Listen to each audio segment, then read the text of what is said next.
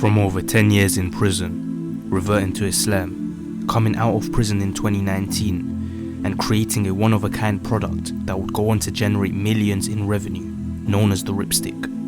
This is the story of how a brother from Brooklyn, New York overcame all the odds and is aiming to leave a legacy. Assalamu alaikum wa rahmatullahi wa barakatuh. I'm here with RipRight. One of the phrases he has that I really want to delve into is the phrase, I never went to college, I went to prison. And as someone who just finished university and has been in the education system my whole life, I feel like this is such a perfect topic to speak about with someone who not only didn't go to college, but used his circumstance to elevate even further and become, mashallah, a millionaire. So I'm here with RipRight. Assalamualaikum. Wa alaikum salam wa rahmatullahi ta'ala wa barakatuh. Yeah, looking nice. MashaAllah, Allahu Mubarak Feek. Yeah, so I'm bringing them to a park right here out in Seaview. This is closer to where my mother lives. Basically, Canarsie, an area that I grew up. Call it the Floss. Canarsie, Flossie, yeah. Alhamdulillah. Yeah, so it just got famous when I was running around Nobody knew us. All right, we coming let's out. Jump out the car. What I really want to know is, being in prison for a very, very long time, what made you decide that you want to become a businessman? Is it a decision you made, or is it something that kind of came to you whilst you was inside?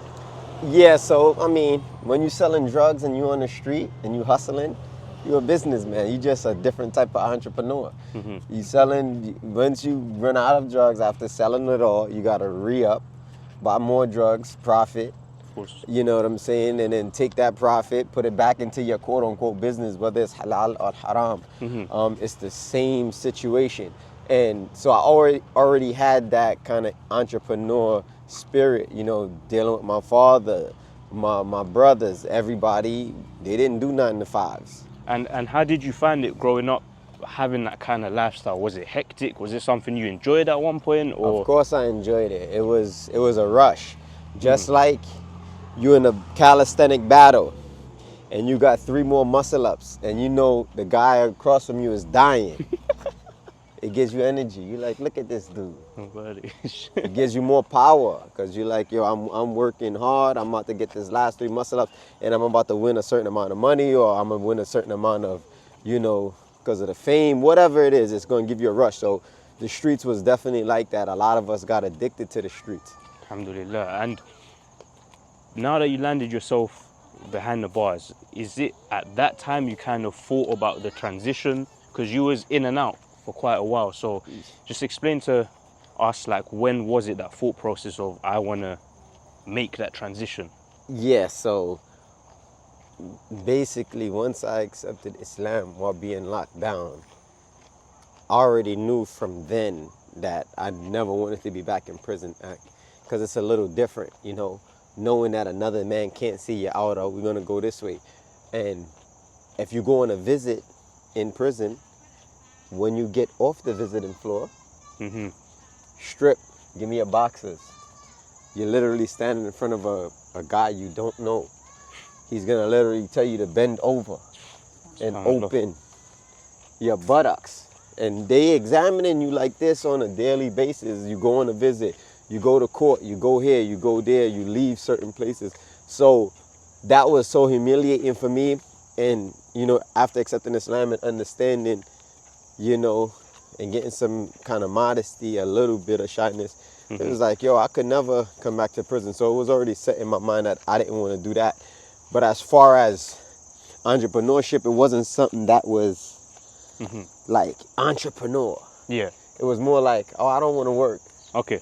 I want to do something else, but I'm going to work until I can do something else. You know, that's a very important point. It's like the point of tawakkul. It's like some of the scholars, they differentiate between tawakkul and tawakkul. It's like some people, they want the blessing of Allah, but don't want to work for it. And I feel like in the youth, and especially in sort of our area, our community, a lot of people don't want to work. Is it gone? A lot of people don't want to work, but they're so fixated on that they don't try and venture out. So at what point did you sort of decide to start what you're starting now? Because you have quite a few stuff. Obviously, you have the ripstick, the other sort of merchandise stuff you do, sell it Yeah. on the bars, a lot of stuff. So speak about, how. Yeah, so once I got home, I was supposed to be a home health aide. What that is when you take care of somebody that's ill. Mm-hmm. And at the time, it was one of my Muslim brothers, and both of them. But one of them had got shot and was badly wounded, and he needed like 24-hour care. So it was his brother. So and it was gonna be at his house. I would have been his home health aide. I would take care of him, 8-9 hours a day, and I would make money from that through a company. Mm-hmm. And I was trying to get that job, and it was just like a big fitna with it. Because, those people that's injured like that, they can pick whoever they want. Okay. They just can't pick their mother or their father, but they can have their sister, random people. And for whatever reason, Allah made it difficult for me to get into that situation.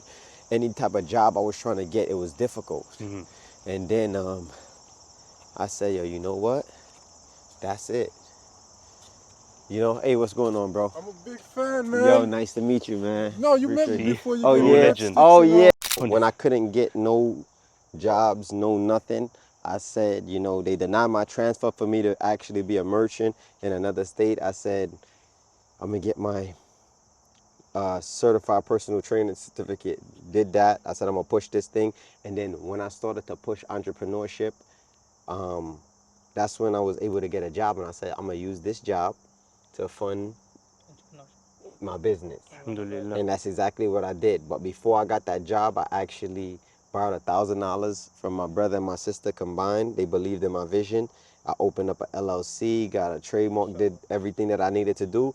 And then from there, I was pushing the brand, training people for free, Mm-hmm. doing everything. But I said, I can't be a personal trainer, because even if I charge every person $100 an hour and I got 8 clients a day, that means that's 8 hours a day that I'm going to be with somebody. Even though I'm making 800, Yeah. that's not how I want to live my life. So this is before you've even launched the product. Yes. This is just training. This is just training. And at what point did you 2020. April. That's when you dove into, was it ripstick first, or was it some other stuff first? It was other stuff. It was like merch. What's up, bro? It was t-shirts, sweat belts. Yeah. You've all seen the sweat belts. Yeah, you name it. And then from there, the ripsticks came along, which was 2020. And then I say people, 2020, we started with pennies. You know what I'm saying? Look, the whole time we've been with you in Brooklyn and just New York in general, the last couple of days you've taken care of us. Obviously, you've shown us a few numbers, but we've heard the ka-ching sound quite a lot. So the ripstick is what you've recently been pushing more. Yeah, since 2020, that's been my main product. So that's why anybody who actually comes and tries to duplicate it without getting stamped from me, it might do a little bit, but it doesn't do. There's no code in that. He's indirected some of you. Yeah, because if I don't stamp it, it's like, yo, that's not the ripstick. So they got people that's making products similar, cheaper, but people will still go buy from me. But then you're gonna have the regular normal people that's gonna say, oh, let me just point at me when you said the cheaper product. But when you got a movement and people really believe in the brand, it's like, those are fake Nikes? Yeah. Oh nah. How much? No, I need the real Michael Jordan joints. Exactly. I'm gonna pay $300 for it, because they know what's it's worth. It's a brand, so. Alhamdulillah. And would you say, obviously we know, but for the camera, would you say you've become a millionaire from this? Oh, definitely. I wouldn't say a millionaire. I've made millions. Alhamdulillah. But you're considered a millionaire when you have millions in liquid. Mm-hmm. That's how I feel. Yeah, that's true. I agree. Do I have millions in assets? Yeah, I can sum up over $2-3 million worth of assets. SubhanAllah. You know what I'm saying? But liquid, Inshallah. Inshallah. This comes from Allah. Exactly. So just to wrap up, look, so all the way from over 10 years in prison to a millionaire, and the phrase that we want to end on is, you didn't go to college, you went to prison. And now this isn't a message for the young brothers to go to prison.